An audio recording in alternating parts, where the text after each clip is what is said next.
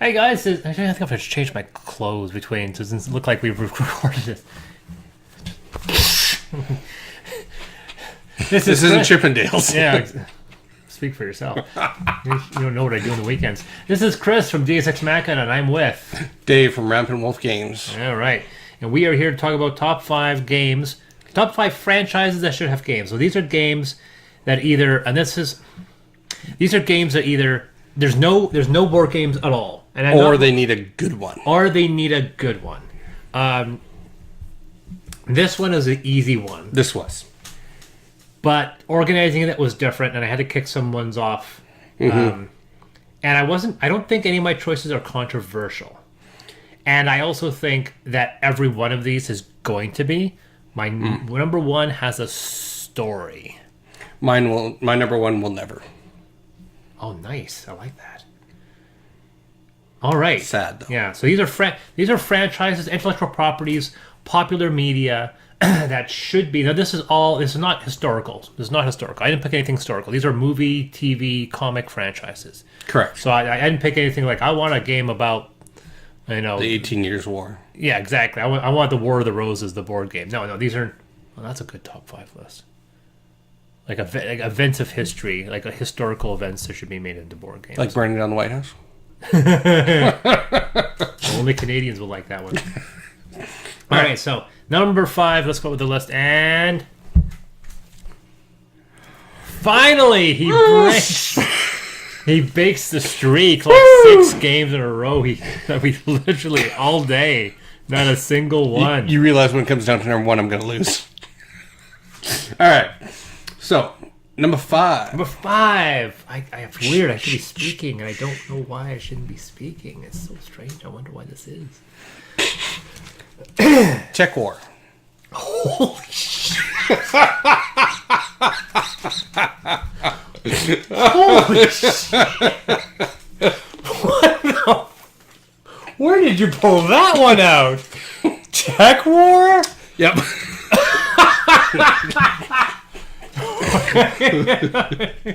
Tech War.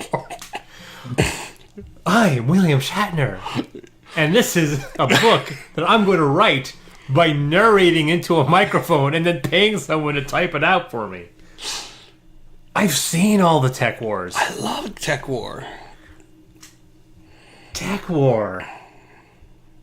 I thought it was weird that they killed off the female character in the first one and kind of brought her back semi. Yeah, so just semi brought her back, yeah. Yeah. So there's not much to say other than Tech War. Nobody watching this knows what we're talking about. Nobody. Hell, I'm shocked that you know about it, because that's an old show. I have the DVDs. I actually bought them recently. Greg Evigan. This was Greg Evigan. Did way before he got, like, after he did something successful, then he did this, then he became successful again, and now no one cares. Greg Evigan starred in a cyberpunk science fiction TV show based on a book series that was written by William Shatner. Mm-hmm. He wrote and directed the first movie. And he was also in the series. He was in the series and as a nefarious character and so forth. It is a cyberpunk story written by somebody who doesn't fully understand the cyberpunk genre and writes a decent novel that's good for people who think William Gibson is too complex for them. Fair enough. I read at least 3 of the books. I didn't read them all. I did watch all the movies, though. Yeah. What kind of game would you make out of that, though? I think it'd be a role-playing game. All of mine, I have imagined the game. Role-playing game, I think. But that's not really tabletop. I was trying to push more tabletop. Because there are role-playing game versions of what I have listed. I just don't have tabletop versions. A tabletop version of it would be maybe a hidden movement. I love the pull, the deep cut you did, bringing the Tech War in there. The term deep cut was, I don't know who coined it. I just know that I learned it from Kevin Smith and Mark Bernard. And if you dive into some deep reference, it's a deep cut. And I've been known for my deep cuts. But wow. Tech War. my number 5 isn't close to being that subtle. Mine is going to be there's a theme coming. Mine is Appleseed. I love anime. Okay. Anime is huge, and the problem with the games right now that the people who are looking for franchises are tapping franchises that are popular culture. They're popular right Like now. Ruby. Like Ruby, like Attack on Titan, and they make games of that. But they don't realize that there's huge nostalgia. I mean, they just did a Big Trouble in Little China. They just did they had 2 Thing games. Vampire Hunter D would be nice. Yeah, that's not on my list. I picked Appleseed because miniature makers have been ripping off Shiro's designs for that series since it came out. Right?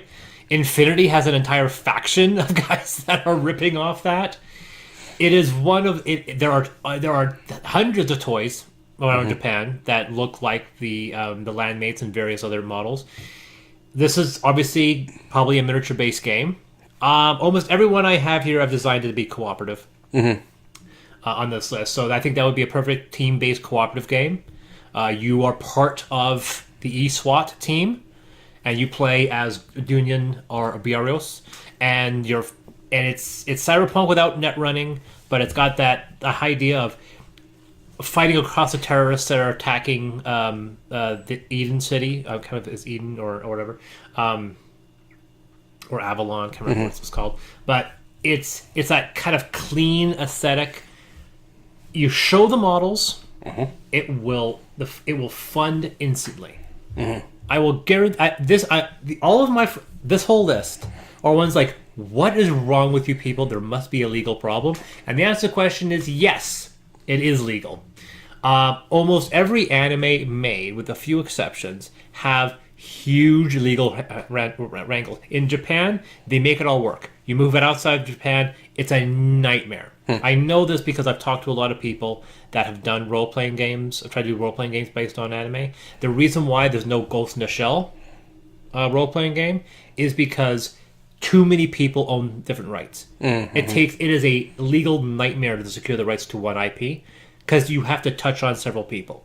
You want to buy the rights to a movie, say Star Wars.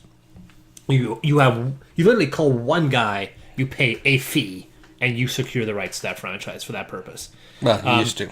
Yeah, no, there's a person at Disney. You call Disney up. Okay, You pay one guy. You call a lawyer at Disney, and you make it work. If you wanted to secure the rights of a single title in Japan, it is a nightmare because you have to call 5 or 6 people and secure different rights from different people. You don't have to call up. You don't have to call up. Oh God, I'm blanking on. I want to say Masumini Shiro. It is Masumini Shiro. Sorry. For Appleseed, you can't just call him. You think you would, but you don't. Appleseed, you might be able to manage, but there are other franchises he's connected to where it's a nightmare. So that's my number 5 pick of Appleseed. Okay. Number 4. Number 4 is, for me, again, this is I'm pretty sure there are ones out there, but I just want a good one. And I know people who are watching this one, especially if it's any of my friends, are going to be like, oh, you just want a miniatures one. Yeah, you're right. I want a miniatures one, but I want good miniatures. Well, that's the whole thing about Appleseed, because I want those miniatures. Transformers. You know, it's weird we don't have a Transformers. I know, right? What? I almost put that on my list. It was just the other day I was, boop, I'm just like, yeah, why don't we have a Transformer? Yeah.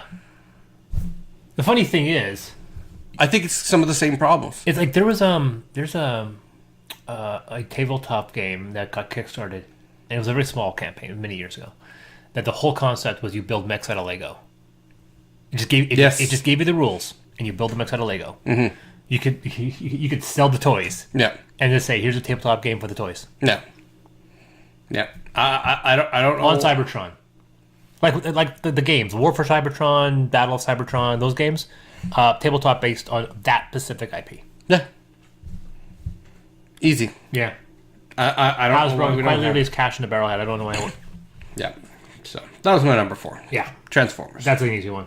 Number 4 is one that I think is days away from somebody realizing there's an entry for a 2018 one There's no information other than the fact that there's supposed to be a game that was supposed to get announced in 2018. We're kind of running late, folks.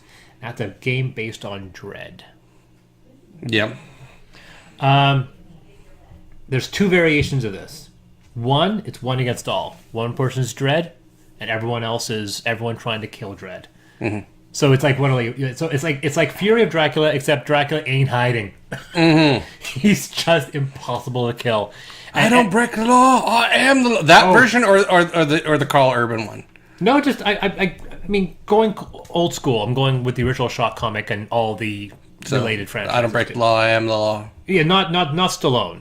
Okay. Closer to the Urban thing, but once again, because the Carl Urban film is more faithful, I'm going towards the faithful. Yeah, because he never took his helmet off. Exactly. So he never takes his helmet off. So the idea, the fact that someone who's read, there's a lot of weirdness in Dread. Like the two films have always been very low key, but remember, it deals with alternate realities, the underworld, like literally like the demonic underworld, demons show up and all this stuff. So Dread gets in some weird places. And in the same way, the fact that the Hellboy board game is based directly off of the artwork, not based off of the movie franchise. I base it more off of get miniatures for that. So it's a one versus all, or it's a cooperative one where everyone plays soldiers, and there's no one person that's Dread. There's tons of protagonist players that's not Dread. Tons of judges. Yeah. Right? Just grab a bunch of judges, not even have Dread, but one person gets, I get to be Dread. Like everyone wants to be Dread. So make it so it's like Dread isn't there, it's just judges. Right? There is a TV series coming out, which is in the Dread franchise. What about build your own Dread? So you can build your own Dread, so you can make your own self as a Well, I think... judge, sorry. You build your own judge, sorry. You basically create your own judge. That's fine. It's like literally build your own judge out of rules, and then you have a miniature that's representing you. And then you do a cooperative game where you're doing like the Dread movie when you're moving through areas, cleaning out bad guys. Yeah. So that is my number 4 pick. Another game that would Appleseed and Dread, they're $1 million Kickstarters waiting to happen. Oh yeah, for sure. So that's my number 4 pick, Dread. So my number 3, it'll be a quick one because we probably would just debate this one to death, but we'll just get through it quick, which is Robotech. Needs a good game. Yeah. That's all needs to be said. That was going to be on my list as well. Yep.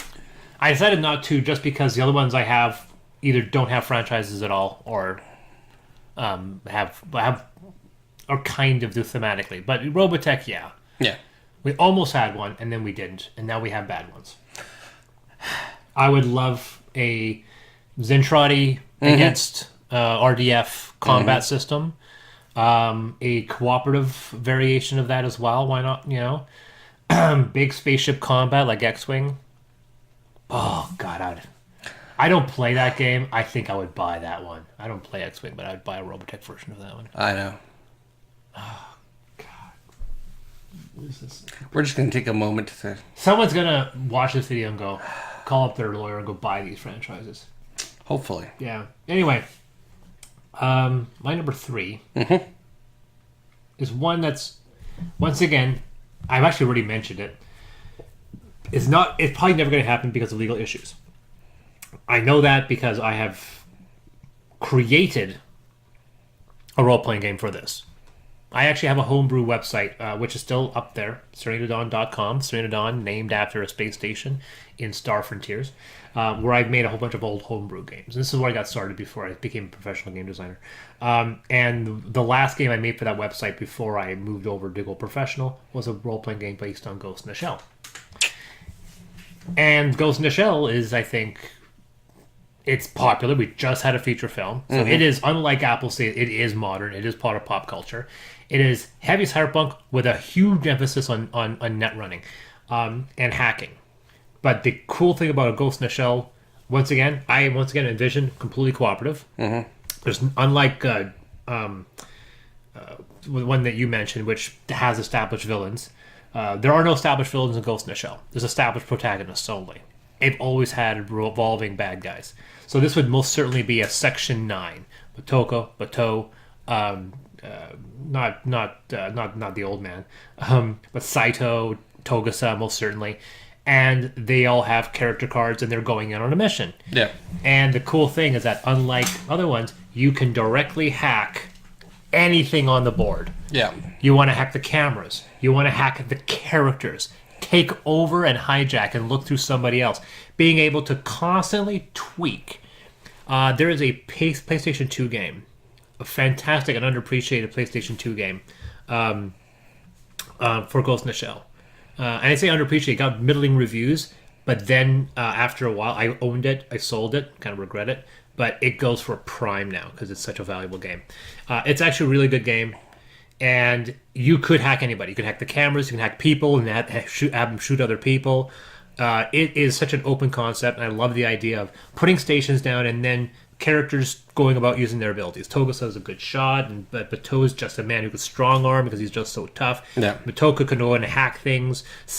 Everyone has unique abilities. Saito is a sniper. So it's just... It'll work. Mm-hmm. It'll work. It's not going to be a miniature heavy game because you could go heavy miniatures, then you got to put the Tachikomas in because they're adorable. They're not going to be. It's not going to sell on the miniatures as much as Appleseed will. Yeah. But that still being said, I think Ghost in the Shell will probably do better. So that's my number 3 pick. Ghost in the Shell, pure hacking all the way around. I don't have line of sight on this guy. Oh, I can hack this camera because I know the camera's there in space. I can see that guy and I can hack him remotely, take him over, and have him shoot his buddy. Ghost in the Shell, guys. It can happen. That's my number 3 pick. All right. So, my number 2 pick, it has board games, but it doesn't have the board games I want or is considered good. Yeah. Battlestar Galactica. The reimagined version, not the old one. Dude, isn't it one of the most famous trader games in history a BSG game? It is. You don't like it? No. I own it. It's over there.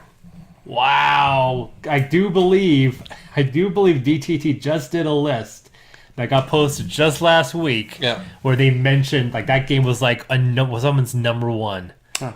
What is your problem with the BSG game? Beyond the fact that I dislike the new relaunched BSG immensely. Bring it on, haters. I think it's a crappy show.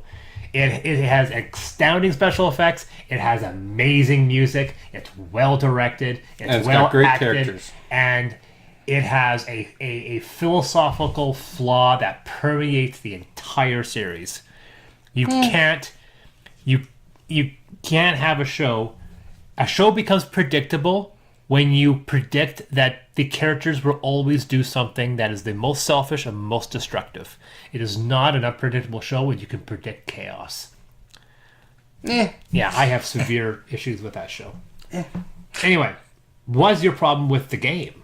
It's not the space combat, etc., and running from the Cylons. That's what I want. I want the space combat and running from the Cylons and trying to manage your fleet and keep the civilians alive. My games don't have hardly any entries at all. And yours, at least 2 of them so far, have had a couple games. Mm-hmm. I wanted franchises no one's touched. So yeah, wow, really? Yep. That's gonna be the controversial one. That is. Usually, that's really. So was that your? I like to generate some controversy. Gets the debate going. Yeah. Problem is, I don't have an opinion because I've never played that BSJ game, which I know is kind of weird for people. It's a popular game, but I haven't played it. So that's me for. Neither have I. You know the microphone caught that, right? You'd have to hit this little button here, and then I'm just gonna say this is what he said. Subtitle up, but you own the game. You haven't played it? No, I haven't had a chance to play it yet. Number 2. For you. For me. This is the franchise you're thinking, oh, this exists. You're like, no, it doesn't. Like, oh, come on. There's a game. No, there isn't. There's games. I can name 3 games off the top of my head, which are that's kind of like that game, but it's not. That's Mad Max. Right? You got Wasteland Delivery Service, which is kind of like Mad Max. That's a good one. You have Saltlands, which is kind of like Mad Max.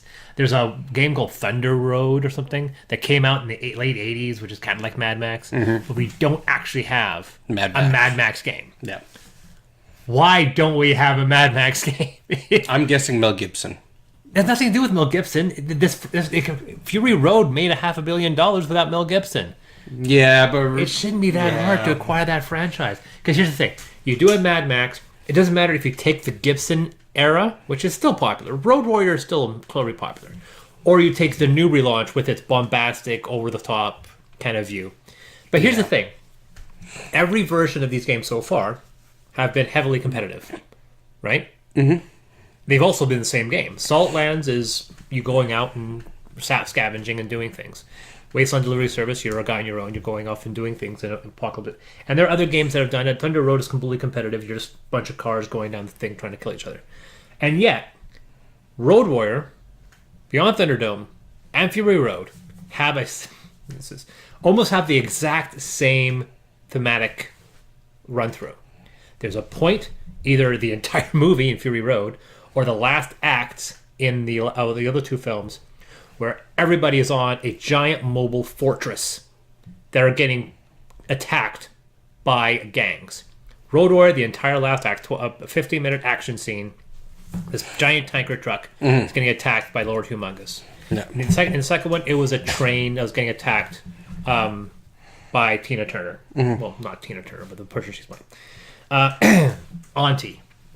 And then Fury Road, the entire film, is this giant truck with water and milk and so forth being pursued because they want to get his wives and when he gets his wives, God, why is his name blanking on me? I don't know. That's weird. Anyway, but Mad Max Fury Road, I would love a cooperative game where all the players are characters on this mobile fortress, a giant rig, and you just have to defend this rig against bandits that are constantly chasing. And you can drive the rig around. You can just destroy. You're blowing things up. Chain reactions. Just other giant fortresses coming alongside. Yeah. Yeah, that's the thing. And just beautiful car miniatures. Oh yeah. Yeah, that's my number 2 pick. Mad Max Cooperative. Cool. All right, so number 1. And Jump the gun. Try it again.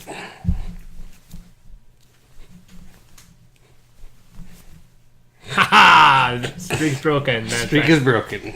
Oh no, the streak is back again. So here's the story. There are a couple games a long time ago. I think the last time there's one tabletop version of this game in the 80s, late 80s, maybe one in the 90s, and a few months ago, in April, a French company announced that they were going to do I think it's a one versus all game based on one of the films of the franchise. And massive legal problems arose. Plagiarism accusations. And the game vanished. I went looking up. This game vanished.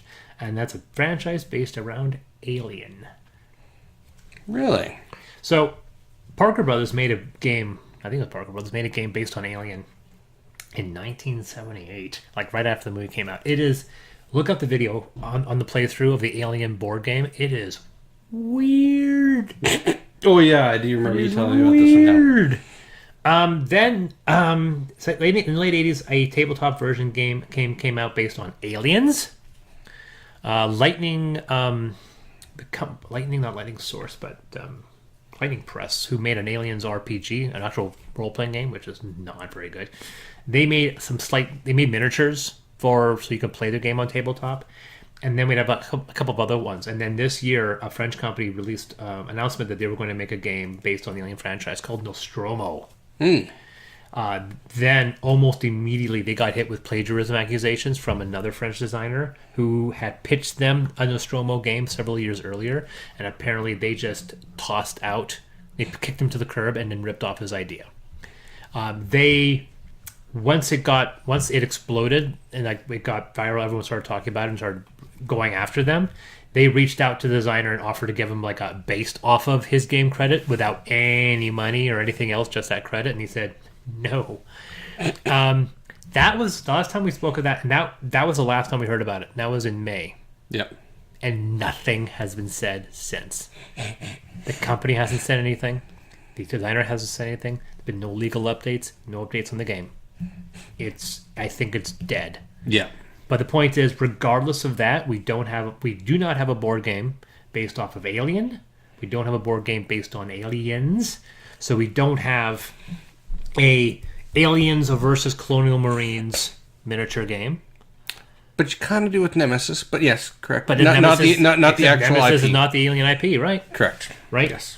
All we have is Alien Encounters. It's just a deck building game. We don't have a hidden movement game where it's 5 players trying to get to the Narcissus escape pod, and there's one alien hidden movement. Why is that not a thing yet? Seriously, I'm not a huge fan of hidden movement, but it seems like that is a game that you should have made, considering how popular Alien Isolation, the video game, is. Yeah, and especially, because all of a sudden you're getting picked up, but it has player elimination. But the thing is that it's one of those things where... Unless they become aliens as well, hunting them. Yeah. So that one has player elimination. I didn't say these were 100% solid ideas, but the same idea, the fact that players have to get together, right? Alien may just simply stop a player, or you're resetting. You're playing with 4 people, and there's like 9 crew members. You're swapping crew members out, like Dead of Winter, right? You're now playing Brett. Brett's dead. Okay, you're now playing Parker, right? So there's variations around that, and the alien just has to simply stop them from getting to Narcissus. You have a round clock. The timer's going down. Come on, guys. Yeah. Right?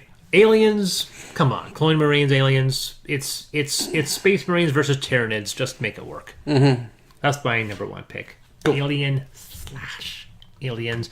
And with a complete, I'm going to say this right now, I'm going to swear on a stack of carpet samples, don't you dare put Predators in it. I don't want an AVP game. I do not want an AVP game. I want an Alien or an Aliens game. I do not want an AVP game. I don't want you messing up my franchise with that garbage. Thank you. What about the Prometheus? No, they'll never make a Prometheus game. They'll make an Alien game. I have no problem with Prometheus, but Prometheus there's no board game in Prometheus. There's a board game in Alien. Fair enough. My number 1, Babylon 5. Oh! Oh, damn it! Yes! No, it had never happened. Nope. There's a Did you ever play the Babylon 5 CCG? No. I have it still. You do? I do. I love the fact they broke it in the core box. Nice. The game is broken in the core box. There's in my deck, I have a card. If I get it down on the table, I win the game in 5 turns. There's nothing you can do about it unless you win the game before me. Nice. Literally, I played the game once, and my friend's like, I'm like, what is that? But anyway, yeah. Miniature space combat, or even something that's a cooperative game set within the station. Yep. The station's under threat. You're moving characters around. Yep. Joe Michael Straczynski, make it happen. Find a way, because he owns that thing. Oh yeah, he owns that. Yeah, it's entirely his baby. Yep. That would be an easy franchise to find. And with all the actors, moving on, as you would say, or passing on, it'd be nice homage. Yeah. It would be a nice... Yeah. That'd be tough. There's actually 2 or 3 good ideas in there. I don't know which one I'd go for. I think I'd go for the... There's been too many tabletop games with combat. I think a combat game for B5 wouldn't work unless it was like hard science. Like, you move a ship, you're moving in that direction until you use thrusters to slow yourself down like that, because that's what Babylon 5 space combat was really realistic. So if they did that, I'd totally back that play. The other one would be a Babylon 5 space station where there's a crisis on the station and you're moving things and doing stuff. Yeah. Or trying to the Shadow War. I mean, come on. That would be the miniature one. Miniature one would be Shadow War. Yeah. Okay, so number 5 Appleseed, number 4 Dread, 3 Ghost in the Shell, 2 Mad Max, 1 Alien. So number 5, Tech Wars. Number 4, Transformers. Number 3, Robotech. Number 2, Battlestar Galactica. I just want a better game. And number 1, Babylon 5. All right. I've been Chris. And I've been Dave. Remember, the rules are just a suggestion. Play the game how you want. No, play the game that we tell you to play. Or that.